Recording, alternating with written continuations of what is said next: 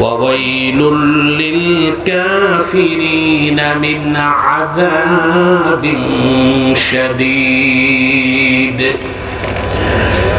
الذين يستحبون الحياة الدنيا على الآخرة ويصدون عن سبيل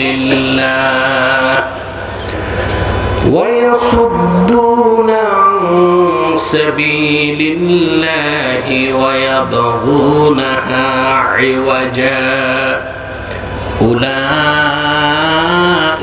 في ضلال بعيد صدق الله العظيم وصدق رسوله النبي الكريم ونحن على ذلك من الشاهدين والشاكرين والحمد لله رب العالمين إن الله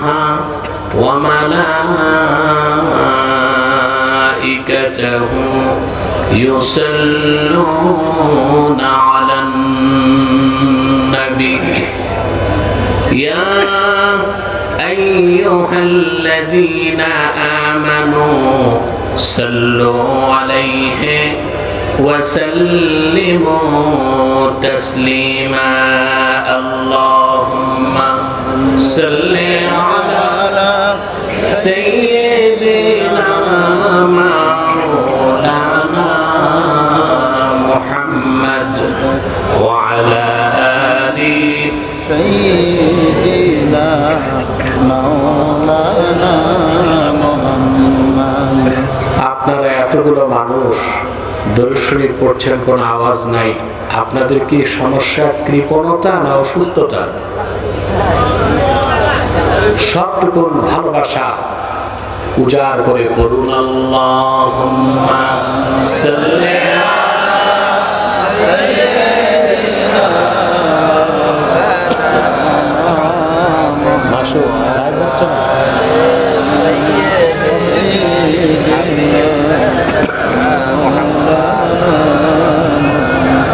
فهو الذي تم معناه وسورته ثم اصطفاه حبيبا بارئ النسم اللهم صل على سيدنا مولانا محمد وعلى آل سيدنا هو الحبيب الذي ترجى شفاعته لكل حول من الأهوال مقتحم اللهم صل على سيدنا مولانا محمد وعلى آل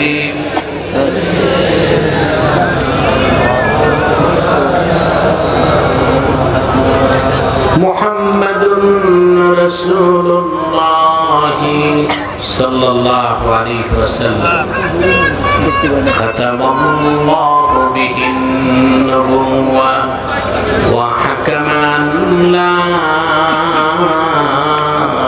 نبي بعده بلغ العلا بكماله كشف الدجى بجماله حسنت جميع خصاله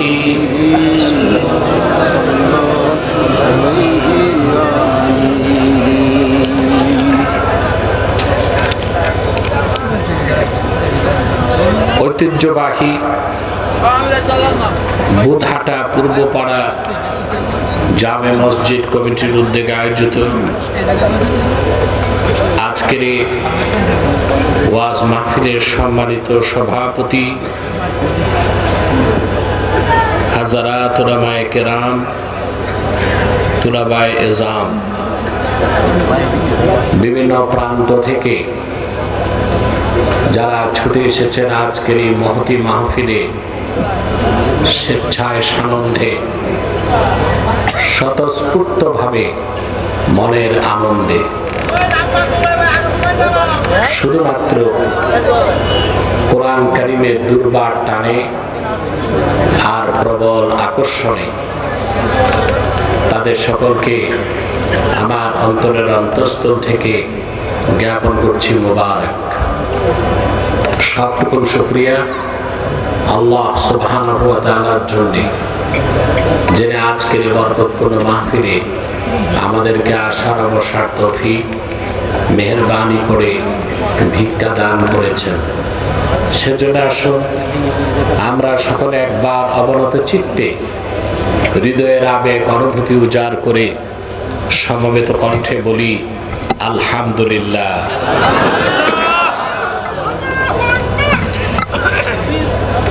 পাগল আছে নাকি? তো পাগলকে এভাবেই জামাইয়া ধরে বসায় রাখে না বেঁধে রাখতে হয়? সরাও এখান থেকে, ডিস্টার্ব করবে।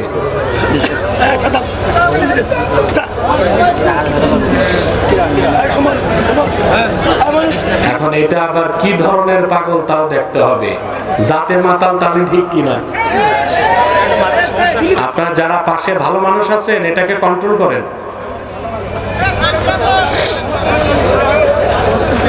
হ্যাঁ, ভক্তি বেশি, ভক্তি বেশি, খুব ভক্তি। সাইদি ভক্ত ছেলে মারা গেছিল অ্যাক্সিডেন্টে, সেখান থেকে এরকম হয়ে গেছে। এমনি খুব ভালো। বসান, আরাম করে বসায় দেন তার। যারা এখানে এসেছেন ধৈর্যের সাথে বসে আছেন, তাদের সকলকে অন্তরের অন্তঃস্থল থেকে জ্ঞাপন করছে মোবারক। সবটুকুন শুকরিয়া আল্লাহ সুবহানাহু ওয়া তাআলার জন্য, যে আমাদেরকে এখানে আসার বসার তৌফিক মেহেরবানি করে ভিক্ষা দান করেছেন। সেজন্য আসুন আমরা সকলে একবার অবনত চিত্তে হৃদয়ের আবেগ অনুভূতি উজাড় করে সমবেত কণ্ঠে বলি আলহামদুলিল্লাহ। অগণিত অসংখ্য দরুদ ও সালাম আল্লাহর সৃষ্টির প্রধান আকর্ষণ, বিশ্ব সভার সভাপতি, সকল নবী রাসূলগণের মাথার তাজ, শামসুল হিদায়াত, বদরুদ্দুজা, সাইয়্যিদুস সাকালাইন, ইমামুল মুরসালিন, খাতামুন নবিয়্যিন ওয়াল মুরসালিন, আফতাবে নবুওয়াত, শাহনশাহে রিসালাত, সরকারে দো জাহাं, সুলতানুল মদিনা, নবিয়ুল আম্বিয়া, হুজুরে আকরম, নূরে মুজাসসাম, নূরুন আলা নূর, সাইয়্যিদিনা হাবিবিনা শফিঈনা মাওলানা মুহাম্মদ সাল্লাল্লাহু আলাইহি ওয়াসাল্লামের উপর আল্লাহ তাবারাকা ওয়া তাআলা, যাকে আজ থেকে ১,৫০০ বছর আগে প্রেরণ করেছেন সর্বশ্রেষ্ঠ ও সর্বশেষ নবী ও রাসূল হিসেবে, যার পরে আজ পর্যন্ত পৃথিবীতে অবশ্যই কোনো প্রকার নবী কিংবা রাসূল অবশ্যই আসে নাই, অবশ্যই এখনো নাই, অবশ্যই কিয়ামত পর্যন্ত আসবে না। সম্মানিত সুধী, আমি এই রাতের বেলা এত পথ পাড়ি দিয়ে আসতে খুব কষ্ট হয়েছে আমার। আপনাদের পথঘাট খুব খারাপ, অনেক বড় বড় গর্ত হয়ে আছে, এত বড় গর্ত যেগুলোতে মাছ চাষ করা যাবে।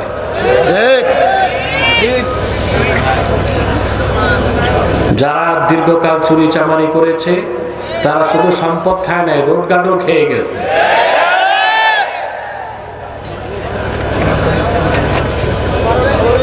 তা আমার আসতে খুব ক্লান্তি, অবসাদ, দুঃখ, ব্যথার বোঝা নিয়ে এসেছি। আপনাদের এই সুন্দর চেহারাগুলো দেখে আমার কষ্ট দূর হয়ে গেছে, আলহামদুলিল্লাহ। আমি আজকে আপনাদের সামনে কোরআন কারীম সূরা ইব্রাহিম থেকে প্রথম 3টি আয়াত তেলাওয়াত করেছি। আপনাদের ইহকালীন কল্যাণ, পরকালীন মুক্তির লক্ষ্যে নির্ভরযোগ্য মুফাসসির এবং মুহাদ্দিসগণের দৃষ্টিকোণ থেকে কিছু কথা আপনাদের সামনে তুলে ধরার চেষ্টা করব ইনশাআল্লাহ।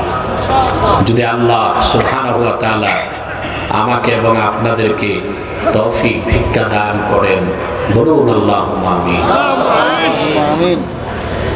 ভূমিকাতে একটি কথা বলবো, আমার দিকে তাকান, ওটা ড্রোন, কিচ্ছু না, আপনাদের ভিডিও করছে, আমার দিকে তাকায় থাকে। এই যে আপনারা এখানে এসেছেন আর বসে আছেন, আসার পেছনে বসার পেছনে পার্থিব জাগতিক কোনো স্বার্থ আছে? কথা বলে না। সামাজিক কিংবা রাজনৈতিক?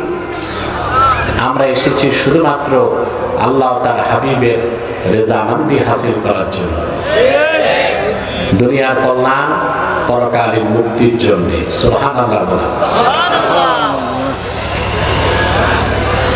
সবচেয়ে আনন্দের বিষয় হচ্ছে আল্লাহ তাআলা আপনাদেরকে পছন্দ করেছেন। আলহামদুলিল্লাহ। খুশি হন নাই? পুরুষের কণ্ঠে বলেন আলহামদুলিল্লাহ। আল্লাহ যে পছন্দ করেছেন আপনাদেরকে, তার প্রমাণ হচ্ছে দ্বীন শিখার জন্য আপনাদেরকে নির্বাচন করেছেন। আল্লাহ যাকে পছন্দ করেন তাকে দ্বীন শিখার সুযোগ করে দেন। এটা আমার কথা নয়, সহিহুল বুখারী কিতাবুল ইলমে হযরত মুআবিয়া রাদিয়াল্লাহু তাআলা আনহু থেকে একটি হাদিস এসেছে। আল্লাহর হাবিব ইরশাদ করেছেন, মান ইউরিদিল্লাহু বিহি খাইরান ইউফাক্কিহু ফিদ্দীন। আল্লাহ রাব্বুল আলামিন তার যে বান্দাকে পছন্দ করেন, যার কল্যাণ চান, তাকে দ্বীনের সমঝদার বানায় দেন। সুবহানাল্লাহ। ফাক্কাহা ইউফাক্কিহু মানে ফকিহ বানানো, ফকিহ বানানো। সুবহানাল্লাহ। আল্লামা বদরুদ্দিন আইনি উমদাতুল কারীতে ব্যাখ্যা করেছেন, ইউফাক্কিহু ফিদ্দীন আইয়াজআলহু ফাকিহান ফিদ্দীন। আল্লাহ তার যে বান্দাকে পছন্দ করেন, যার কল্যাণ চান, তাকে দ্বীন শিখিয়ে দ্বীনের সমঝদার বানায় দেয়। সুবহানাল্লাহ। আল্লাহ যে আমাদের ভালোবাসলেন, পছন্দ করলেন, এতে আমরা খুশি না বেজার? আপনাদের জন্য দ্বিতীয় অফার আছে, সেটা হচ্ছে আমরা এই হাজার হাজার জনতা একটু পরে মুনাজাত করব, বিদায় মুনাজাত, ঠিক না? এককভাবে না সম্মিলিতভাবে? তাতে ফায়দা কি? ইমামে হায়সামি মাজমাউজ জাওয়ায়েদের মধ্যে বর্ণনা করেছেন, আল্লাহর হাবিব ইরশাদ করেছেন, আমার কোন ইমানদার উম্মত যদি আল্লাহর কাছে দোয়া করে, বাকিরা যদি সম্মিলিতভাবে আমিন আমিন বলে, আমার উম্মতের সম্মিলিত মুনাজাত আল্লাহ পাক তাৎক্ষণিক কবুল করে নিবে। একটু পরে আমরা মুনাজাত করব, আল্লাহর কাছে গুনাহ মাফের দোয়া চাইব, ঠিক না? শিশুর মতো নিষ্পাপ হয়ে বাড়ি যেতে পারবো। এতে আমরা খুশি না বেজার? বেজার শুধু শয়তান। বেজার কে? শয়তানের এখন একটা চেষ্টা বাকি আছে, মুনাজাতের আগে আপনাদের উঠানো যায় কিনা। আমরা নেক নিয়ত করে শয়তানের নাপাক গালে একটি চপেটা ঘাত করতে চাই। আমার কথা বুঝতেছেন? তাহলে আমরা নিয়ত করছি, কিছুক্ষণ পরে আজকের মুনাজাত করে গুনাহ মাফ করে নিষ্পাপ বেহেশতি আল্লাহ ওয়ালা হয়ে বাড়ি যেতে চাই। কারা কারা হাত তুলে আল্লাহ তাআলাকে ডাকেন।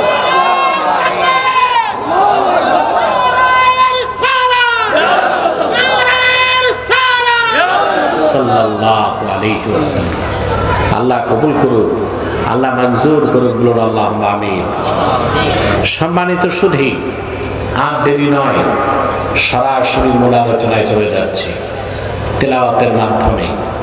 যদি পারেন আপনারাও পড়বেন, যেন আল্লাহ তাআলা কোরআন কারীমের প্রতিটি অক্ষরে নূর দিয়ে আমাদের অন্তরকে বিকশিত করে দেন।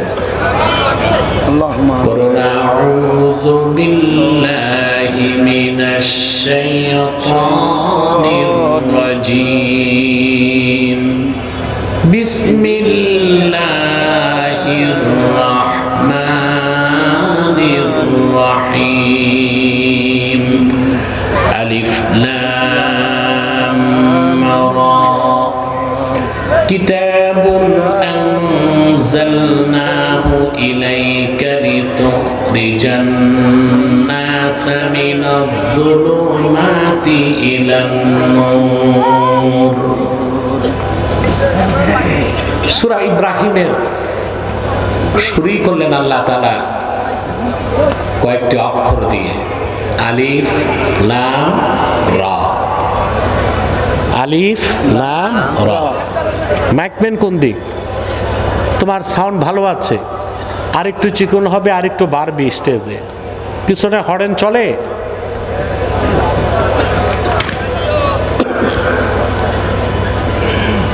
কোরআন কারীমের বিভিন্ন সূরা আল্লাহ শুরু করেছেন অক্ষর দিয়ে, আলিফ লাম মিম, আলিফ লাম রা, ইয়াসিন, তাহা, কাফ হা ইয়া আইন সাদ। আছে না? আছে। এগুলোকে তাফসীরের পরিভাষায় বলা হয় হুরুফুল মুকাত্তাআ। এই অক্ষরগুলোর অর্থ বান্দারা জানে না, আল্লাহই জানে। সুবহানাল্লাহ বলবেন না? সুবহানাল্লাহ। সমস্ত মুফাসসিরগণ ব্যাখ্যা করতে যে লিখে দিয়েছেন চূড়ান্ত পর্যায়ে, আল্লাহু আ'লামু বিমুরাদিহি বিযালিক। এই হুরুফে মুকাত্তাতগুলো, অক্ষরগুলোর অর্থ আল্লাহ তাআলাই ভালো জানেন। তবে আমার একটা বক্তব্য আছে, আমরা জানি না, আল্লাহ জানেন, আর অবশ্যই আল্লাহর হাবিবও জানতেন। সুবহানাল্লাহ। যদি বলা হয় না রাসূলুল্লাহ জানতেন না, তো বলতে হয় এই অক্ষরগুলো অনর্থক নাজিল হয়েছে। কথা বলে কোরআন শরীফের শুরু থেকে শেষ পর্যন্ত কোথাও একটা অক্ষর কি অনর্থক নাজিল হয়েছে? হয়েছে না, কখনো। আসেন কোরআন কারীম থেকে দলিল নেন। আল্লাহ রাব্বুল আলামিন তার হাবিবকে ডাক দিয়ে বলেন, লা তুহাররিক বিহি লিসানাকা লিতা'জালা বিহি ইন্না আলাইনা জামআহু ওয়া কুরআনা ফাইযা ক্বারা'নাহু ফাত্তাবি' কুরআনাহু সুম্মা ইন্না আলাইনা বায়ানা। আল্লাহ তার হাবিবকে ডেকে বলেন, মুহাম্মদ সাল্লাল্লাহু আলাইহি ওয়াসাল্লাম, কোরআন কারীমকে আত্মস্থ করার জন্য আপনার জবান দ্রুত সঞ্চালন করবেন না, বরং আমি যখন কোরআন নাজিল করব আপনি শুধু শুনবেন, তাতেই চলবে। আপনার সিনায় কোরআন জমা করে দেবার দায়িত্ব আমি আল্লাহ, আর যে অংশ ব্যাখ্যা করা দরকার ওটা ব্যাখ্যা করে দেবার দায়িত্ব আমি আল্লাহ। তাহলে বিসমিল্লাহর বা থেকে মিনাল জিন্নাতি ওয়ান নাসের সিন পর্যন্ত প্রতিটি বাক্যের, প্রতিটি শব্দের, প্রতিটি অক্ষরের কি অর্থ তা রাসূলুল্লাহ অবশ্যই জানতেন, ঠিক না?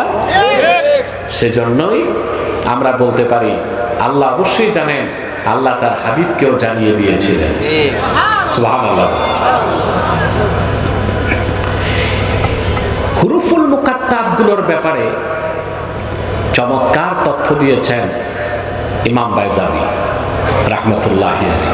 নাম শুনছেন না? আলেমরা তো তার তাফসীরও পড়ছেন বাইজাবি শরীফ। এটা কওমিতেও পড়ায়, আলিয়াতেও পড়ায়। ইমাম বাইজাবি লেখেন,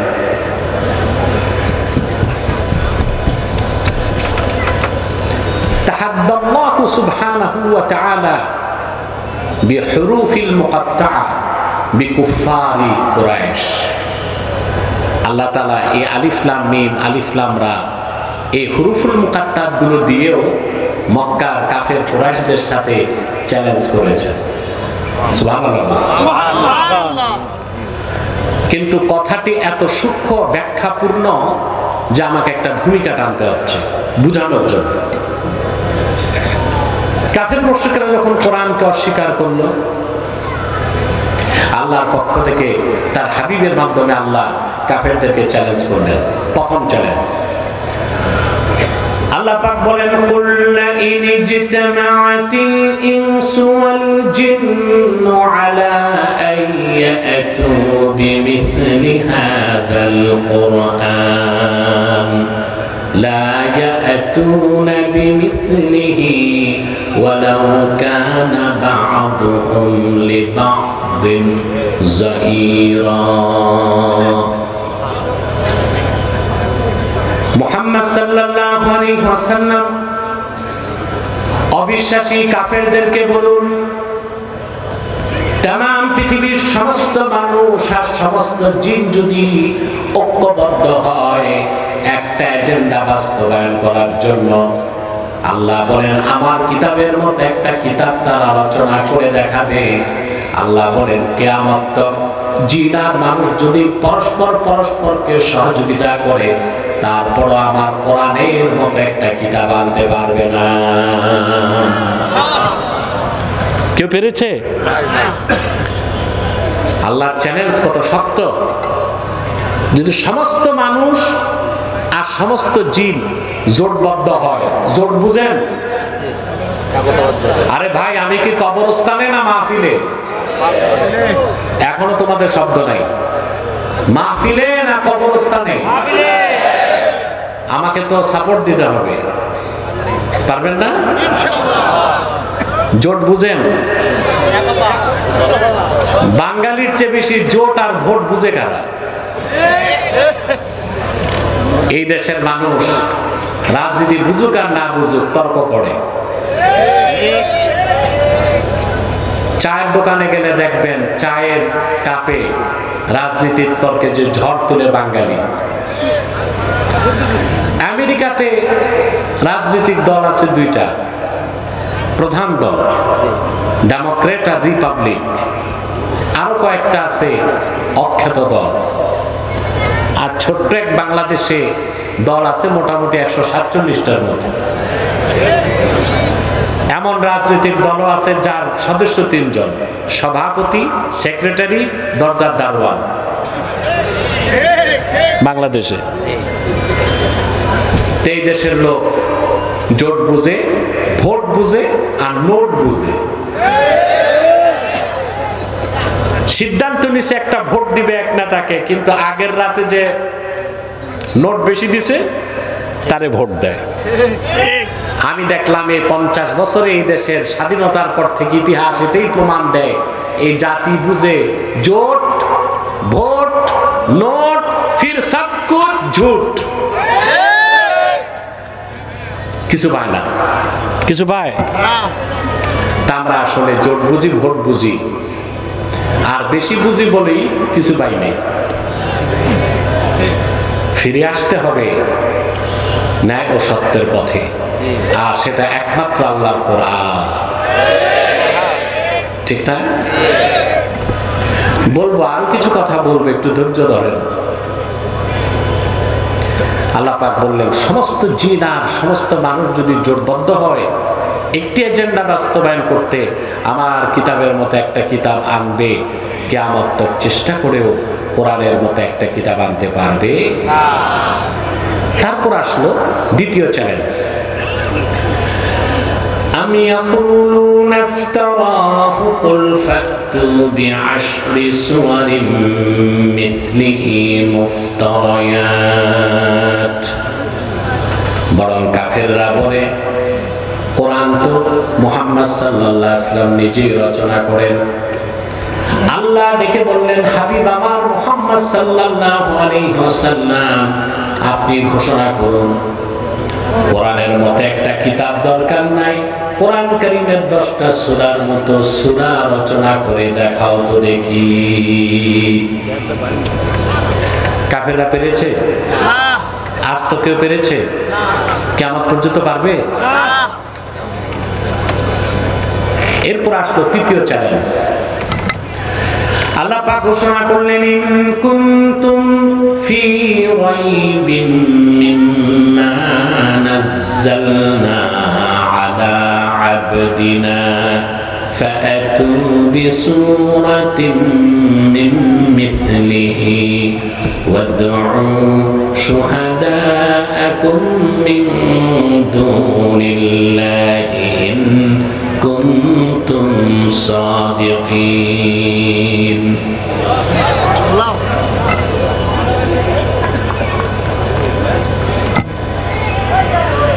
আল্লাহ পাক চ্যালেঞ্জ করলেন, কোরআনের মতো কিতাব তো আনতে পারো নাই, 10টা সূরার মতো সূরাও তো পারো নাই। শোনো, তোমরা যারা আমার বান্দা মুহাম্মদ সাল্লাল্লাহু আলাইহি ওয়াসাল্লামের উপর অবতীর্ণ কোরআনকে সন্দেহ করো, কোরআনের মতো কিতাব দরকার নাই, 10টা সূরাও দরকার নাই, আমার কোরআনের একটা সূরার মতো সূরা এনে দেখাও তো দেখি।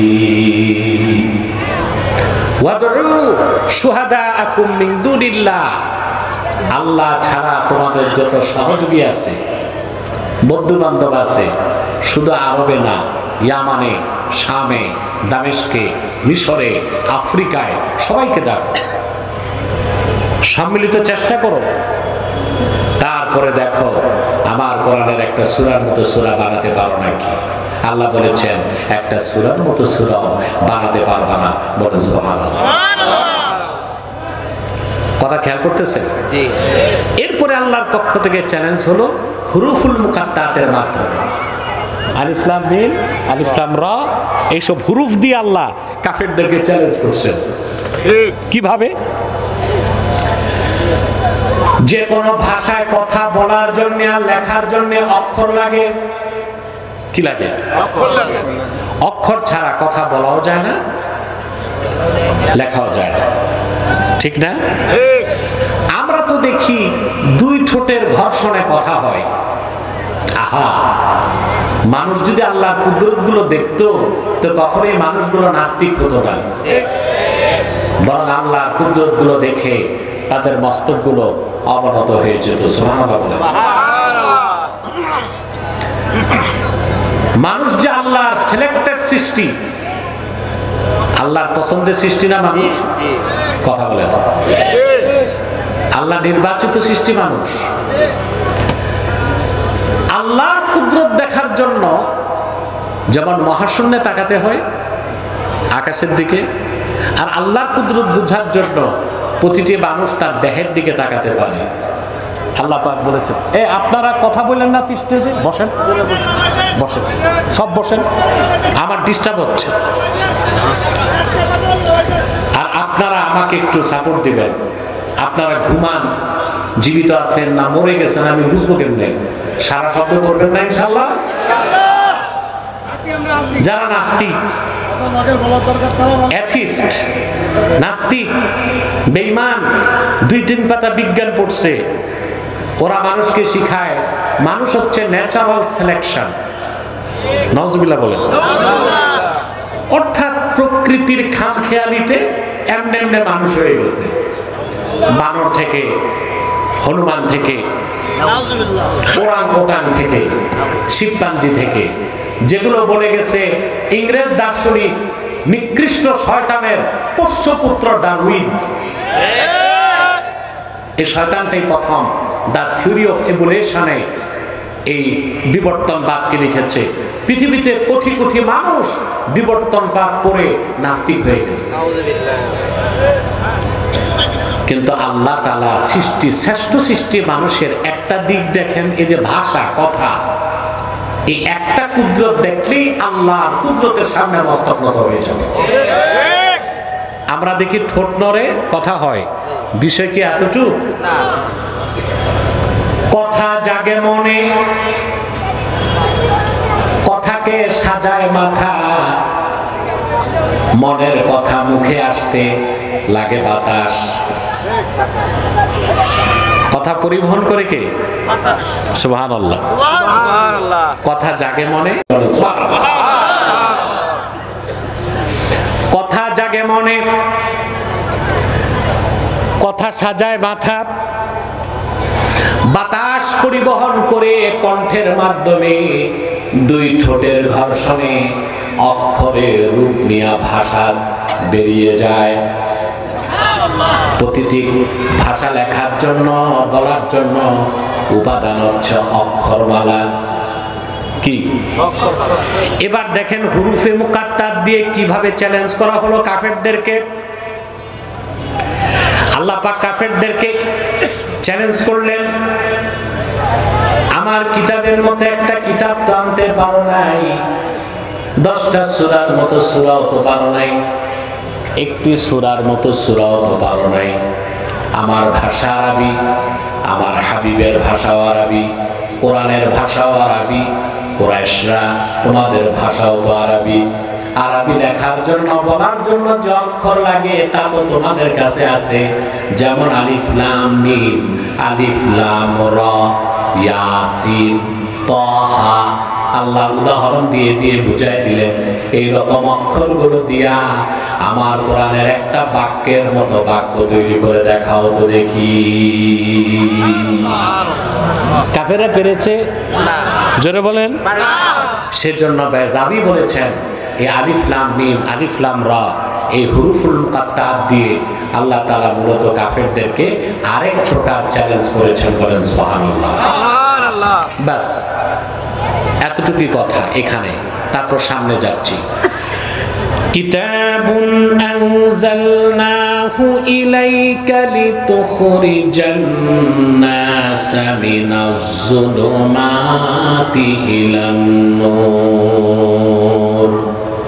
মুহাম্মদ সাল্লাল্লাহু আলাইহি ওয়াসাল্লাম, আপনার উপর এই কোরআন আমি নাযিল করেছি, এই কিতাব আমি অবতীর্ণ করেছি, যেন আপনি গোটা মানব সভ্যতাকে অন্ধকার সমূহ থেকে বের করে একটি নূরের দিকে আনতে পারেন। সুবহানাল্লাহ।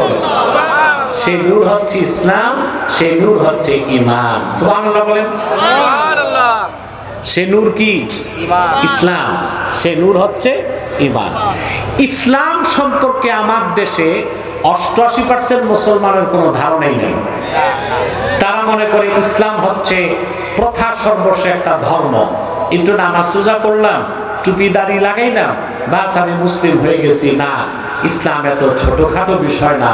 ইসলাম হচ্ছে আল্লাহ কর্তৃক প্রেরিত, আল্লাহ কর্তৃক মনোনীত, আল্লাহ কর্তৃক স্বীকৃত, মুহাম্মদ সাল্লাল্লাহু আলাইহি সাল্লামের আনিত পূর্ণাঙ্গ জীবন বিধানের নাম হচ্ছে ইসলাম। এটাকে আল্লাহ নূর বলেছেন। সুবহানাল্লাহ। আর এই ইসলাম ছাড়া যা আছে, যত তন্ত্র মন্ত্র মতবাদ, মিথ্যাশ্রিত ধর্ম, মানবরচিত ধর্ম, বিকৃত ধর্ম, এই সব কিছুকে আল্লাহ বললেন জুলুমাত। অন্ধকার না, অন্ধকার সমূহ। জুলমাতুন মানে অন্ধকার, আর জুলুমাত হচ্ছে বহুবচন, অন্ধকার সমূহ। তাহলে আল্লাহর কাছে একমাত্র ইসলাম হচ্ছে কি? নূর। সুবহানাল্লাহ বলেন। কষ্ট হচ্ছে না তো? একটু মনোযোগ থাকবে তো? আমরা একটা মেসেজ নিয়ে বাড়ি যাব, পারবো ইনশাআল্লাহ? আমার ভাইয়েরা, আল্লাহ রাব্বুল আলামিন কোরআন কারীমের মধ্যে ইসলামের বিভিন্ন পরিচয় তুলে ধরেছেন, ইসলামকে বিভিন্ন বিশেষণে বিশেষিত করেছেন। যেমন আল্লাহ এখানে ইসলামকে বলেছেন নূর। নূর মানে কি? জোরে বলতে হবে। আলো। কেমন আলো? এখানেও ব্যাখ্যা আছে। নূরের সম্পূর্ণ বিপরীত হচ্ছে নার, আগুন। নার বা আগুন ধরালে তাতেও তো আলো হয়, হয় না? কিন্তু আগুন নিভাই দিলে আলো হয় না। আবার সূর্য উঠলে আলো পান, ওটা হচ্ছে দাউউশ শামস। ওটা কি? দাউউশ শামস, যার বহুবচন দিয়া। কিন্তু সূর্যের আলো আমরা সবসময় পাই না, মেঘ আসলে পাই না, বৃষ্টির দিন পাই না, রাত হয়ে গেলে পাই না। পাই আমরা? পাই না। কিন্তু নূর হচ্ছে এমন আলো যা রোজে আজাল থেকে আলো। নূর এখনো নূর, কিয়ামত তক নূর, অনন্তকাল নূর থাকবে। সেটাকেই আল্লাহ নূর বলেছেন। ইসলামকে আল্লাহ বিভিন্ন বিশেষণে বিশেষিত করেছেন। এখানে আল্লাহ ইসলামকে বলেছেন নূর, অন্য জায়গায় বলেছেন ইসলাম হচ্ছে নূরুল্লাহ, আল্লাহ নূর। আল্লাহ রাব্বুল আলামিন বলেন ইউরিদুনা লিইউতফিউ নূরাল্লাহি বিআফওয়াহিহিম ওয়াল্লাহু মুতিম্মু নূরিহি ওয়ালাউ কারিহাল কাফিরুন। কাফের মুশরিকরা চায় তাদের মুখের ফু দিয়া আল্লাহর নূরকে নিভায় দিবে না। আল্লাহ অবশ্যই তার নূরকে পরিপূর্ণতা দানকারী।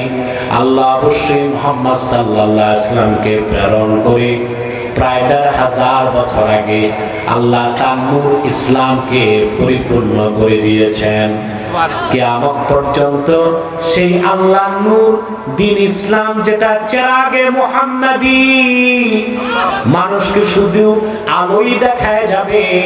কিয়ামত তক মানুষ অন্ধকার ছেড়ে আল্লাহ প্রদত্ত সেই দিন নূর, দ্বীন ইসলাম, আল্লাহ নূরের আলোতে আসতে থাকবে। আমার একটা কষ্ট, অনেক সময় দেখা যায় স্কলার বা বক্তারাও ভুল ওয়াজ করে, কথায় কথায় বলে আমাদের এক হইতে হবে, নতুবা ইসলাম ধ্বংস হয়ে যাবে। নাউজুবিল্লাহ। ইসলাম কি ধ্বংস হওয়ার জিনিস? কথা বলে না। বলে আমাদের ঐক্যবদ্ধ হইতে হবে, নতুবা ইসলামের ক্ষতি হবে। না, ইসলামের ক্ষতি হবে না, ইসলামের রক্ষক স্বয়ং আল্লাহ। ভুলের কারণে মুসলমানের ক্ষতি হবে, ভুলের কারণে মুসলমানের ধ্বংস আসতে পারে। ইসলাম অক্ষয়, অবিকৃত, অম্লান। ইসলামের রক্ষক আল্লাহ, এটা আল্লাহর নূর, এটা চেরাগে মুহাম্মাদি। সারা দুনিয়ার সমস্ত পরাশক্তি, অপশক্তি, তাগুতি শক্তি সম্মিলিতভাবে চেষ্টা করেও দ্বীন ইসলামের এক যাররা ক্ষতি করার ক্ষমতা রাখে না।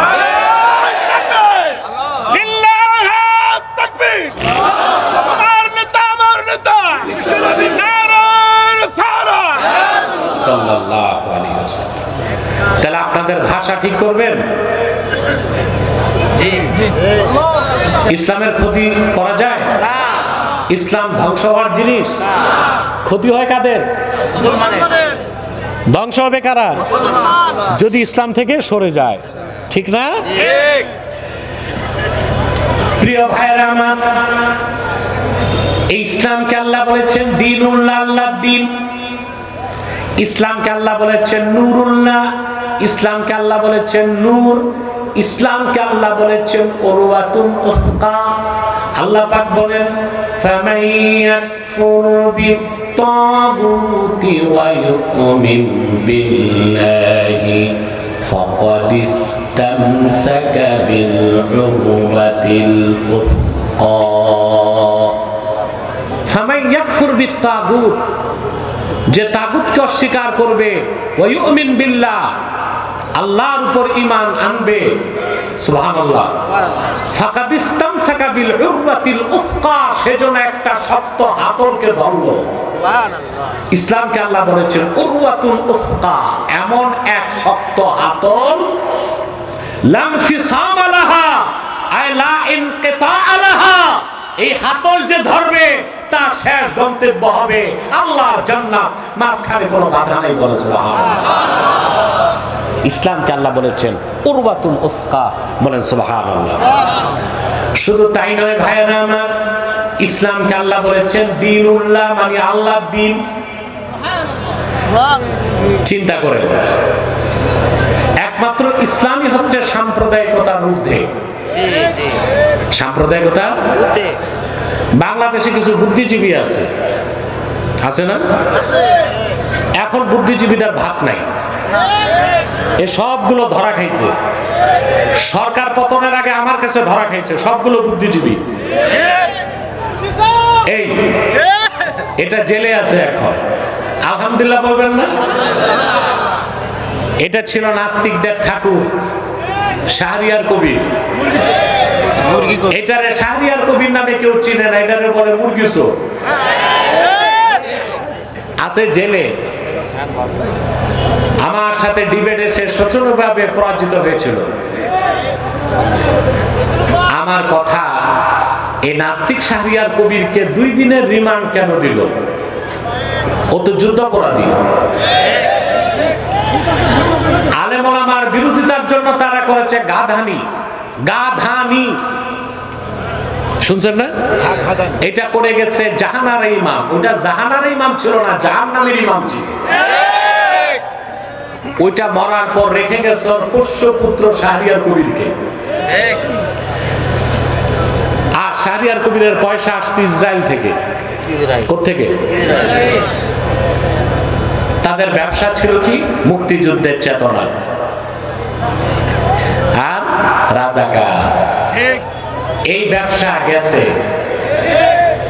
আর এই ব্যবসা বাংলাদেশে চলবে না। এই স্বাধীনতার চেতনা, মুক্তিযুদ্ধের ব্যবসা আর রাজাকারের তকমা দিয়া বাংলাদেশের রাজনীতির নামে ভণ্ডামির যুগ আর ফিরে আসবে না ইনশাআল্লাহ। এই শাহরিয়ার কবির আলেম ওলামাকে বলতো রাজাকার। কি বলতো? অথচ সেক্টর কমান্ডার বঙ্গবীর কাদের সিদ্দিকী বলছে 71 সালে শাহরিয়ার কবির পাকিস্তানি ক্যাম্পে দেশি মুরগি সাপ্লাই দিত। এখন আমার কথা, যে পাকিস্তানিরা এই দেশে নিরীহ মানুষকে হত্যা করত, তাদেরকে দেশি মুরগি সাপ্লাই দিয়া শাহরিয়ার কবির এনার্জি সাপ্লাই দিত। সে কি যুদ্ধাপরাধী না? জোরে বলেন। এই জন্য এই জনসমুদ্রের পক্ষ থেকে ইন্টারিম গভর্নমেন্টকে দাবি করছি, যুদ্ধাপরাধী হিসেবে বাংলাদেশের মানুষ শাহরিয়ার কবিরের ফাঁসি চায়।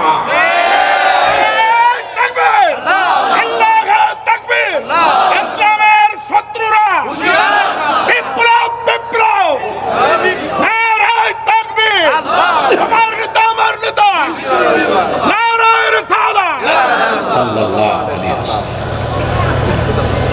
নাস্তিকগুলো, বুদ্ধিজীবীগুলো এখন গর্তে লুকাইছে।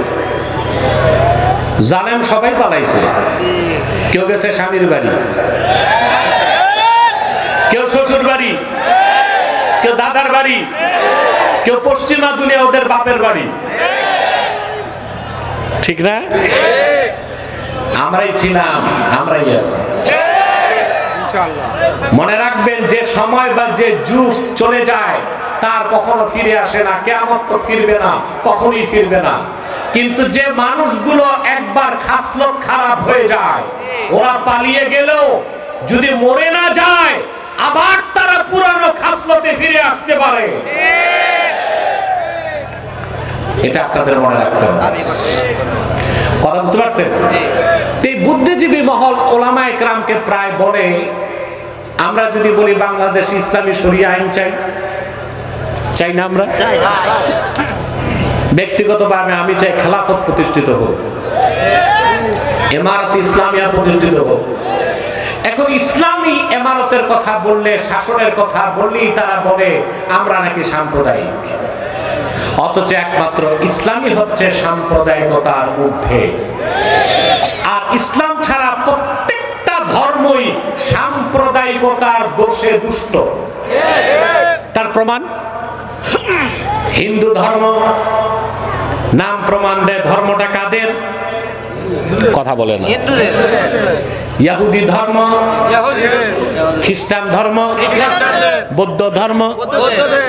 আল্লাহর কোরআনের কোথাও এমন একটা শব্দ নাই যেখানে আল্লাহ ইসলামকে বলেছেন দীনুল মুসলিমিন, মুসলমানের ধর্ম। বরং ইসলামকে আল্লাহ বলেছেন দীনুল্লাহ, আল্লাহর দ্বীন। কার দ্বীন? আল্লাহর। এই কোরআনের কোথাও ইসলামকে বলা হয় নাই দীনুল মুসলিমিন, এটা বলা হয় না। কারণ আল্লাহর হাবিব মুহাম্মদ সাল্লাল্লাহু আলাইহি সাল্লাম আল্লাহর পক্ষ থেকে যে দ্বীন এনেছেন, যে কোরআন এনেছেন, তার কল্যাণ, তার হেদায়েত শুধু মুসলমানদের জন্য না, সারা বিশ্ব মানবতার মুক্তির জন্য আল্লাহর হাবিব কোরআন এনেছেন, আল্লাহর পক্ষ থেকে দ্বীন এনেছেন। এই দ্বীন ইসলামকে আল্লাহ দ্বীনুল মুসলিমিন বলেন নাই, দ্বীনুল্লাহ বলেছেন। বলেন সুবহানাল্লাহ। আল্লাহ রাব্বুল আলামিন বলেন, ইযা জাআ নাসরুল্লাহি ওয়াল ফাth ওয়া রাআইতান নাসা ইয়াদখুলুনা ফি দীনিল্লাহি আফওয়াজা। আল্লাহ দ্বীন ইসলামকে বলেছেন দ্বীনুল্লাহ। দ্বীন কার? সুবহানাল্লাহ বলবেন না? সুবহানাল্লাহ। দ্বীনুল মুসলিমিন বলছেন? মুসলমানের ধর্ম বলছেন না, আল্লাহ নিজের দ্বীন বলেছেন? সুবহানাল্লাহ বলেন। তাইলে যদি আমরা আল্লাহর জমিনে আল্লাহর দ্বীন মোতাবেক রাষ্ট্র চালাতে চাই, সেই দাবিটা কি আমাদের সাম্প্রদায়িক বা অযৌক্তিক হবে? দ্বীন হচ্ছে দ্বীনুল্লাহ, জমিন হচ্ছে আরদুল্লাহ, আমরা হচ্ছি ইবাদুল্লাহ। দ্বীন হচ্ছে দ্বীনুল্লাহ, জমিন হচ্ছে আরদুল্লাহ, আমরা হচ্ছি ইবাদুল্লাহ। আল্লাহর জমিনে আল্লাহর বান্দারা আল্লাহর দ্বীনের আইন দিয়া দেশ চালাবে, সেখানে সাম্প্রদায়িকতার কোনো ধোঁয়া তোলার সুযোগ না।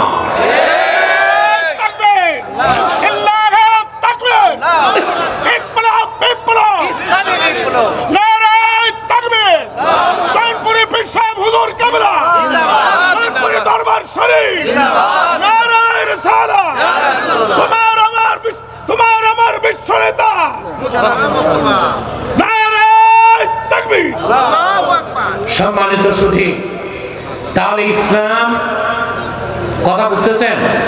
এই ইসলামকে আল্লাহ বলেছেন নূরুল্লাহ, ইসলামকে বলেছেন নূর, ইসলামকে বলেছেন দ্বীনুল্লাহ, ইসলামকে বলেছেন উরওয়াতুল উসকা। এটা গতানুগতিক ধর্ম না, এটা পূর্ণাঙ্গ জীবন বিধান। বলে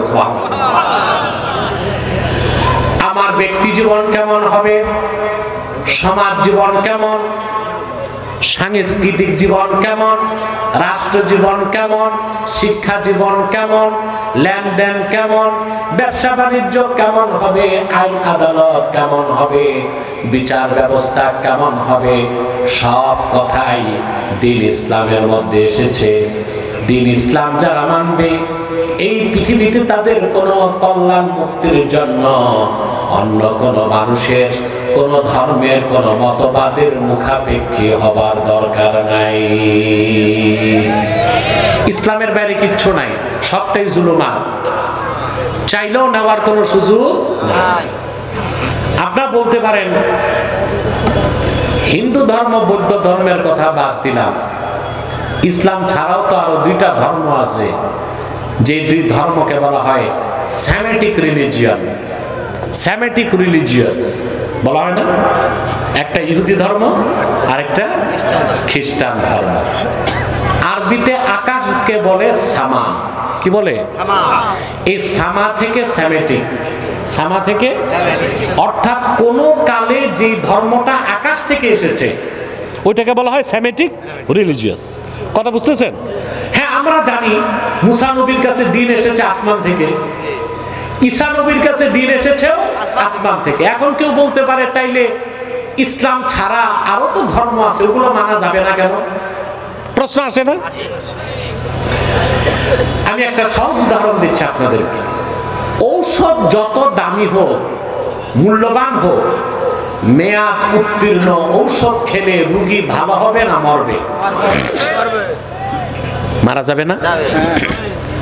ওষুধ যত দামি হোক, এই যে ক্যান্সারের ঔষধ, কেমোথেরাপি, এক এক বোতলের দাম 1 লাখ 1.5 লাখ টাকা। এটা তারিখ ঠিক থাকতে হবে। মেয়াদ উত্তীর্ণ কেমোথেরাপি রোগীকে দিলে রোগী বাঁচবে না, তাড়াতাড়ি মারা যাবে। তাড়াতাড়ি মারা যাবে না? মুসা নবীর কাছে আল্লাহর পক্ষ থেকে যে দ্বীন এসেছিল, ঈসা নবী আসার পরে সেটা মেয়াদ উত্তীর্ণ হয়ে গেছে। ঈসা নবীর মাধ্যমে আল্লাহর পক্ষ থেকে যে শরীয়ত এসেছিল ১৫০০ বছর আগে, আল্লাহর আখিরি নবী মুহাম্মদ সাল্লাল্লাহু আলাইহি সাল্লামের মাধ্যমে দ্বীন ইসলাম আসার পরে ঈসা নবীর শরীয়ত ডেট উত্তীর্ণ হয়ে গেছে। এখন একমাত্র ইসলাম, কেবল ইসলাম, শুধুমাত্র ইসলাম। পূর্বের মেয়াদ উত্তীর্ণ কোন শরীয়ত মানার সুযোগ নাই। সুযোগ নাই। কথাগুলো বুঝতেছেন? এরপরে আল্লাহ তাআলা বলেন বিইذনি রাব্বিহিম ইলা সিরাতিল আজিজিল হামিদ। মুহাম্মদ সাল্লাল্লাহু আলাইহি সাল্লাম, এই কিতাব আপনার উপর কোরআন নাযিল করেছি যেন আপনি বিশ্বের মানুষদেরকে অন্ধকার সমূহ থেকে একটি নূর অর্থাৎ ইসলামের দিকে বের করে আনেন, মানব জাতির রবের হুকুমে, নির্দেশে। এরপর আবার আল্লাহ ইসলামের আরেকটা পরিচয় তুলে ধরলেন, ইলা সিরাতিল আজিজিল হামিদ। এই ইসলাম হচ্ছে যিনি আল্লাহ আজিজুল হামিদ, ওনার মনোনীত পথ। সুবহানাল্লাহ। আল্লাহ কর্তৃক মনোনীত পথ কয়টা? কথা বোঝা যায়? ডবল হচ্ছে না তো? আল্লাহ কর্তৃক মনোনীত পথ কয়টা? ওটার নাম কি? ওটাকে আল্লাহ বলেছেন সিরাতিল্লাহ, আবার বলেছেন সিরাতিল আজিজিল হামিদ, আবার সেটাকে বলেছেন সিরাতিল মুস্তাকিম। সুবহানাল্লাহ। সুবহানাল্লাহ। ইসলাম কিন্তু একটাই, ইসলামের কোনো ভার্সন নাই। আছে আমাদের দেশে এই যে এখন তো বুদ্ধিজীবীদের ভাত নাই, এখন নতুন একটা দল বের হয়েছে, এদের নাম রাষ্ট্রচিন্তক। কি নাম? রাষ্ট্রচিন্তক। বুদ্ধিজীবীদের তো ভাত নাই, পুরান পাগলের ভাত নাই, এখন নতুন পাগল বের হয়েছে, এরা রাষ্ট্রচিন্তক। এদের নেতা হচ্ছে ফরহাদ মজহার। এই লোক, এই বাউল সমন্বয়কদের মাথা নষ্ট করেছে। লম্বা কুর্তা লাগায়, এত মোটা আলিগুড়ি পায়জামা, ওর ভিতরে তার নাতিরও ঢুকানো যাবে, মাথায় কিমভুটকি মাকা টুপি, রবি ঠাকুরের মতো লম্বা দাড়ি, 3 ইঞ্চি মোটা মোষ, দাঁত কয়টা গোনা যাবে না, পিছনে সরস্বতীর মূর্তি আর সামনে লালনের বেহালা। এ হচ্ছে রাষ্ট্রচিন্তক। এ আমাদেরকে শিখাবে কিভাবে আমরা বাংলাদেশ তৈরি করব। আমাদের মাথা নষ্ট হয়েছে, ওর মতো গাঁজাখোরের কাছে আমরা বাংলাদেশ বানাবার শিক্ষা নেব। বাংলাদেশ কিভাবে চলবে এই দেশের আলেমরাই সিদ্ধান্ত নেবে, 14 কোটি মুসলমান সিদ্ধান্ত নেবে আগামীর বাংলাদেশ কি রকম বাংলাদেশ হবে। এদেশের মুসলমান চায় আগামীর বাংলাদেশ হবে আল কোরআনের বাংলাদেশ, আগামীর বাংলাদেশ হবে ইসলামের বাংলাদেশ, আগামীর বাংলাদেশ হবে আলেম ওলামার নেতৃত্বের বাংলাদেশ।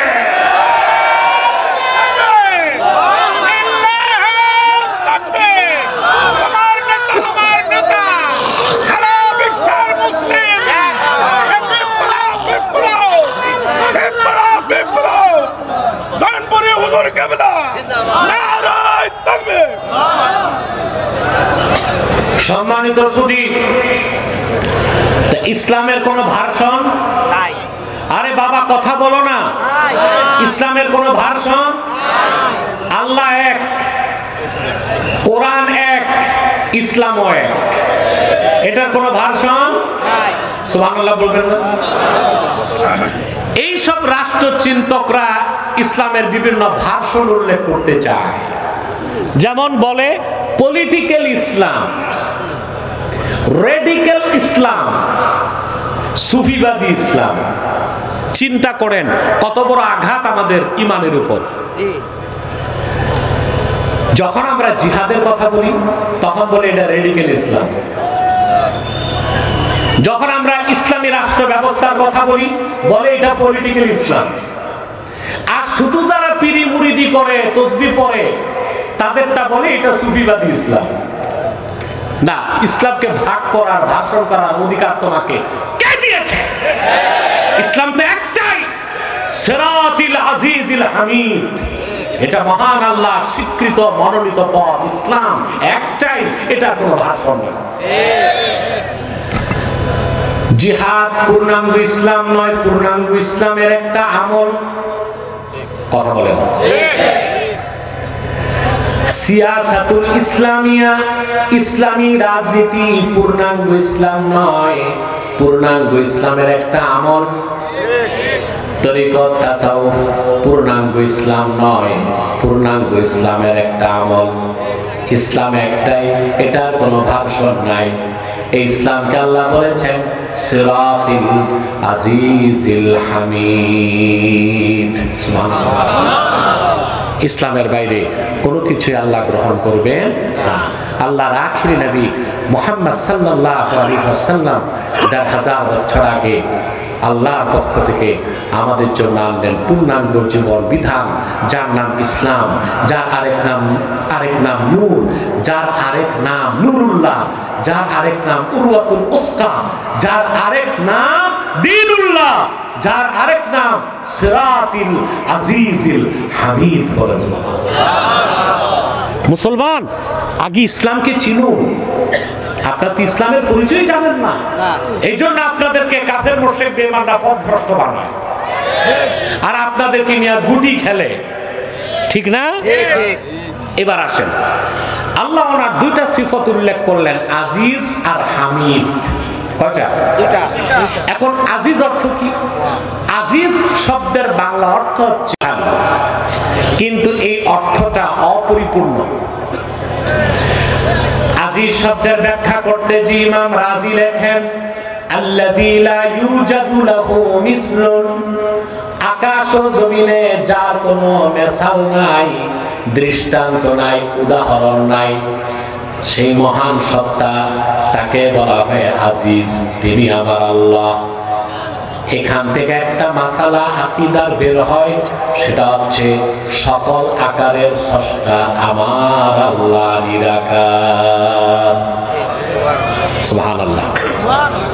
আজিজ শব্দের ব্যাখ্যায় আহলুস সুন্নাহ ওয়াল জামাত এই মাসালা ইস্তেমবাদ করেছেন যে আজিজ মানে হচ্ছে আল্লাযী লা ইউজাদু লাহু মিসলুন, আকাশ ও জমিনে যার কোনো সমকক্ষ নাই, যার কোনো মেসাল নাই, এই জন্য সকল আকারের স্রষ্টা আমার আল্লাহ নিরাকার। বলেন সুবহানাল্লাহ। আর হামিদ হচ্ছে মুস্তাহিকুল হামদে, মাহমুদ অর্থে, অর্থাৎ সমস্ত প্রশংসার হকদার আমার আল্লাহ তাআলা। আল্লাহ দুইটা সিফত উল্লেখ করার পর আল্লাহ নিজের জাতি নাম উল্লেখ করলেন, আল্লাহিল্লাযী লাহু মা ফিস সামাওয়াতি ওয়া মা ফিল আরদ।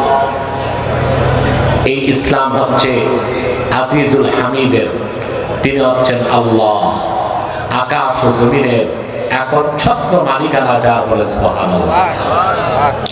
কোরআনের রাজনীতি যারা বিশ্বাস করে তাদের মধ্যে আর প্রচলিত রাজনীতি যারা বিশ্বাস করে তাদের মধ্যে এখানে মৌলিক পার্থক্য। প্রচলিত রাজনীতি যারা বিশ্বাস করে তারা বলে সার্বভৌমত্বের মালিক জনগণ, আর কোরআনের রাজনীতিকে যারা বিশ্বাস করে তারা বলে সার্বভৌমত্বের মালিক একমাত্র আল্লাহ তাআলা। ঠিক কিনা? পার্থক্যটা কি গৌণ না মুখ্য? মৌলিক পার্থক্য।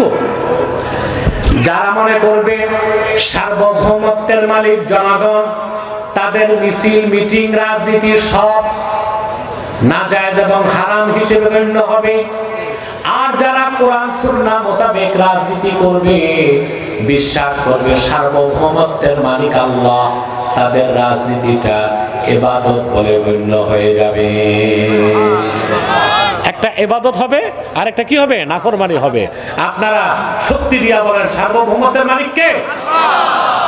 এখন যারা বলে সার্বভৌমত্বের মালিক জনগণ, তারা নিজেরাই সংবিধান বানায়, আবার প্রয়োজনে ওই সংবিধান খেয়ে ফেলে। কথা বলে না? যারা বলে সার্বভৌমত্বের মালিক জনগণ, সংবিধান তারা বানায় না? তারা সংবিধান বানায়, তারপরে সংবিধানের উপর ঈমান আনে, আবার যখন ভালো লাগে না, জুত লাগে না, তখন এই সংবিধান আবার বাতিল করে দেয়। এটা অনেকটাই হিন্দুদের মূর্তি পূজার মতো একটা শেরকি কাজ। যেমন দুর্গা পূজার আগে, সরস্বতী পূজার আগে মূর্তি টুর্তি থাকে? থাকে না। পূজার আগে এগুলো হিন্দুরা বানায়। কথা বলে না? ওরা নিজ হাতে মূর্তিগুলো বানায়, তারপর মূর্তির উপর ঈমান আনে। এগুলোর চুমাচামি করে সম্মান করে, আবার এগুলো নিয়ে নদীতে বিসর্জন দেয়। ওরাই বানালো, ওরাই ঈমান আনলো, ওরাই ধ্বংস করলো।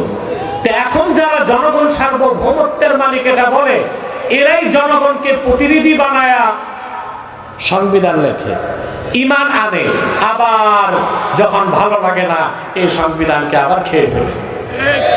কথা বলে না। এবার আমি একটা উদাহরণ দিব আপনাদেরকে, কথাটা বলবো, হৃদয়ে লালন করবেন। আর ইউটিউবার ভাইরা তোমরা আমার দিকে তাকাও, ক্যাপশন ঠিক মতো দিতে হবে। হযরত ওমর রাদিয়াল্লাহু তাআলা আনহু তিনি বলেন, কুন্না ফি জাহিলিয়াতি নাসনাউল আসনাম বিল আজওয়া। হযরত ওমর বলেন, জাহিলি যুগে আমরা খেজুর দিয়া মূর্তি বানাইতাম। হিন্দুরা বানায় কি দিয়া? আর হযরত ওমর বলেছেন, আমরা কুরাইশরা জাহিলি যুগে মূর্তি বানাতাম খেজুর দিয়া। কি দিয়া? মূর্তি বানাতাম, সম্মান করতাম, চুমা খেতাম, বুকে রাখতাম, মাথায় রাখতাম, বগলে রাখতাম, ক্ষুধা লাগলে খেয়ে ফেলতাম। খাইতে সমস্যা হইতো না, কারণ বানাইতেন কি দিয়া? খেজুর দিয়া। হিন্দুদের প্রতি আমার পরামর্শ থাকবে, তোমরা মাটি দিয়া মূর্তি না বানায় আটা দিয়া বানাও, তাহলে এগুলো পরে ব্রেড বানায় খাওয়া যাবে। ঠিক না? একটা কাজে লাগলো।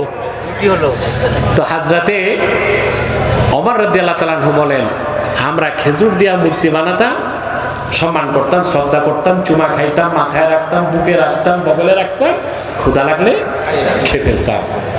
আজ হযরত ওমরের কথাটা আমার হৃদয়ে দাগ কেটেছে। ১৫০০ বছর পর দেখতে পাই যারা বলে সার্বভৌমত্বের মালিক জনগণ, তাই আইন তৈরি করতেছে, তারাই সংবিধান রচনা করতেছে, আবার তারাই তাদের সংবিধানের উপর ঈমান আনতেছে, আবার সময় মতো তারাই তাদের সংবিধান খেয়ে ফেলতেছে। এখন কথা হচ্ছে রাষ্ট্র সংস্কার হবে, নতুন সংবিধান হবে। আমরা ৭২-এর সংবিধান চাই না, আবার মন গড়া জনগণ সার্বভৌমত্বের মালিক এই নীতিত সংবিধান চাই না। আমরা এমন এক সংবিধান চাই যা রচিত হবে কোরআন ও সুন্নাহর আলোকে, ইজমা ও কিয়াসের আলোকে।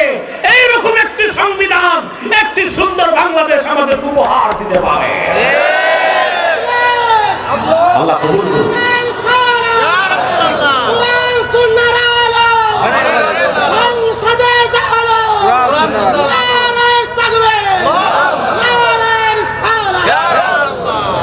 সম্মানিত সুধী, এরপরে আল্লাহ তাআলা বলেন, ওয়াইলুল লিল কাফিরিনা মিন আযাবিন শাদীদ।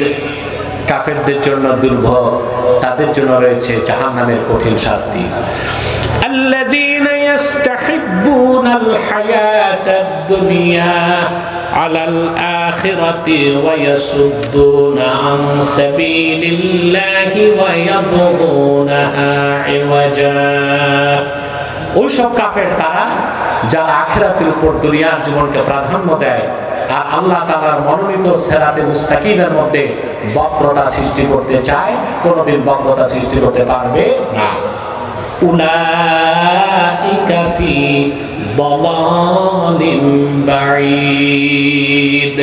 এই কাফেরগুলো পরিচয় যাই হোক, কাফের হোক, মুশরিক হোক, সংশয়বাদী হোক, বুদ্ধিজীবী নামে হোক, দার্শনিক নামে হোক, বিজ্ঞানী নামে হোক, রাষ্ট্রচিন্তক নামে হোক, যদি ঈমান না থাকে, আখিরাতের উপর দুনিয়াকে প্রাধান্য দেয়, তারা নিঃসন্দেহে তারা কাফের, অবিশ্বাসী এবং অন্ধকার গোমরাহিতে তারা নিমজ্জিত।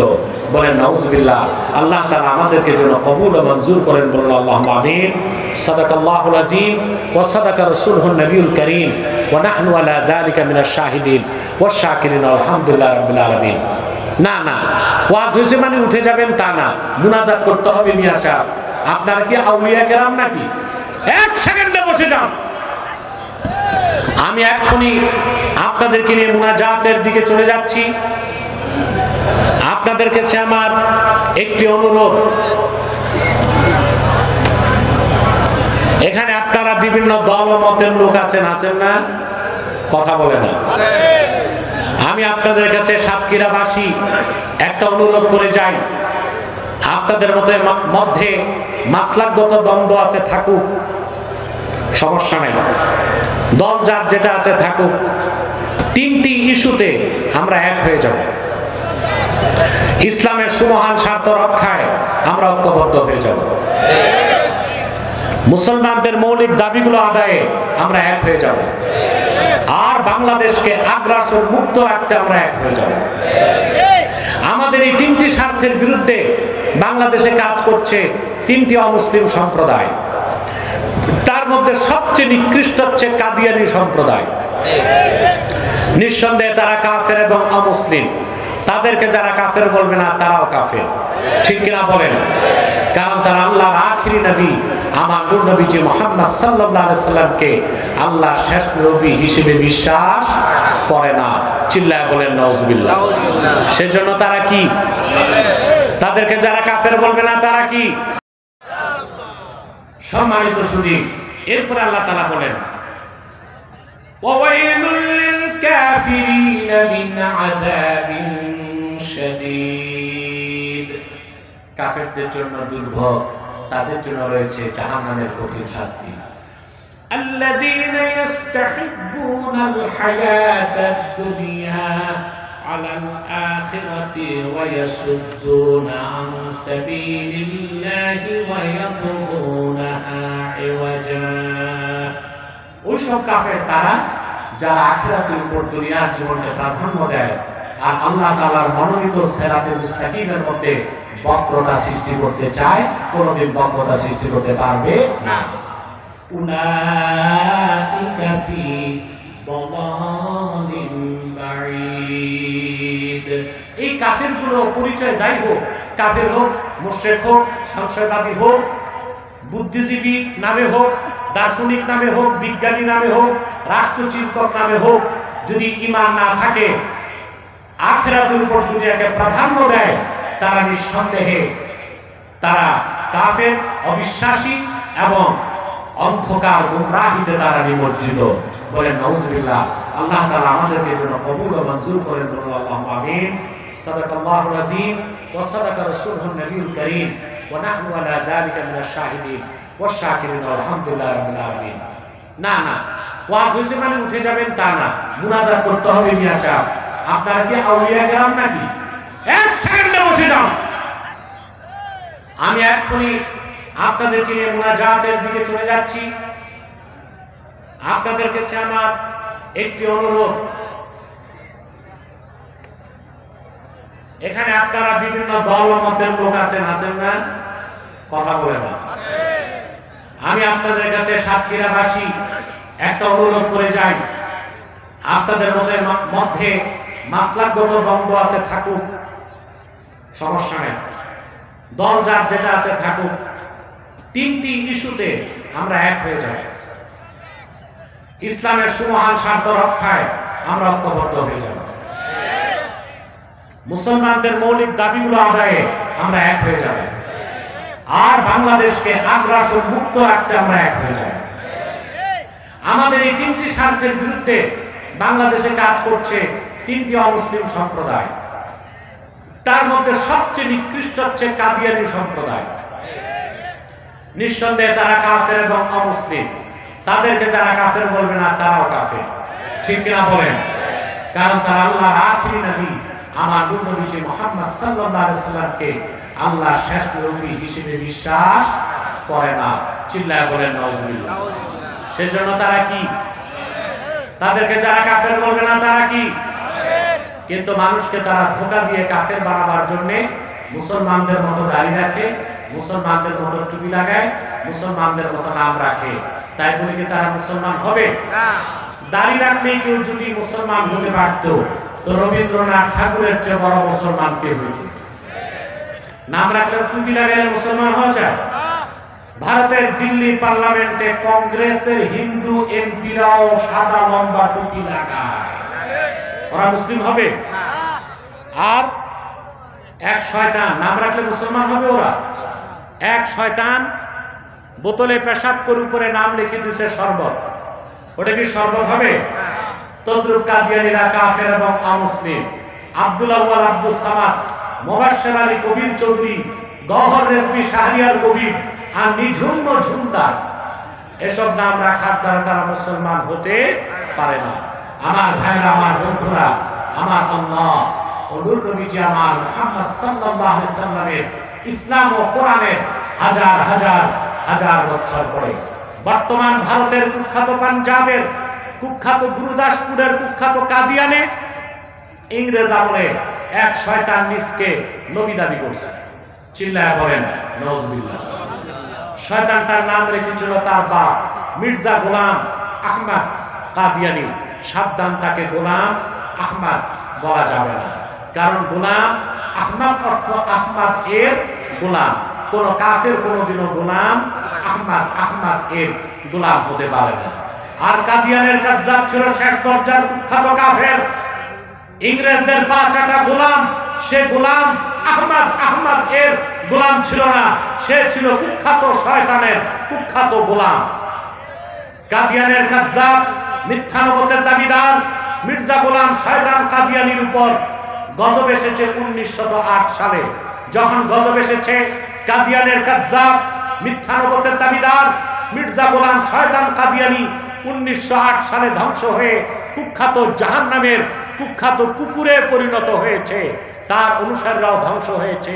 বর্তমানে কিছু কাদিয়ানী বাংলাদেশে আছে যারা ইতিমধ্যেই 100 সেন্টার করে ফেলেছে।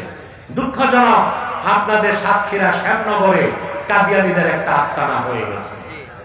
এই জন্য সাতক্ষীরাবাসীকে কাল কিয়ামতের দিন জবাবদিহিতার সম্মুখীন হতে হবে। নাম পরিবর্তন করে করে কাদিয়ানীরা মানুষকে ধোঁকা দেয়। কখনো নিজেদের নাম প্রচার, কখনো নাম পরিবর্তন করে করে তারা মিথ্যা পরিচয় দেয়। কখনো নিজেদেরকে বলে আহমদী জামাত, কখনো বলে আহমদিয়া জামাত, কখনো বলে আহমদী সম্প্রদায়, কখনো বলে আহমদিয়া সম্প্রদায়, কখনো বলে আহমদী মুসলিম জামাত, কখনো বলে আহমদিয়া মুসলিম জামাত। সাবধান, যত কাদিয়ানী ছিল আছে থাকবে, তারা কেউ আহমদী জামাত নয়, আহমদিয়া জামাত নয়, আহমদী সম্প্রদায় নয়, আহমদিয়া সম্প্রদায় নয়, আহমদী মুসলিম জামাত নয়, আহমদিয়া মুসলিম জামাত নয়, তারা শয়তানি জামাত, কুখ্যাত জাহান্নামের কুখ্যাত কুকুরের দল। আমাদের সকল দলের একটাই দাবি, অনতিবিলম্বে স্বাধীন বাংলায় শয়তান কাদিয়ানীদেরকে রাষ্ট্রীয়ভাবে অমুসলিম ঘোষণা করতেই হবে, করতেই হবে, করতেই হবে। এই দাবি আদায় যদি জানমাল দিতে হয়, কারা কারা প্রস্তুত আছেন? হাত তুলে দেন।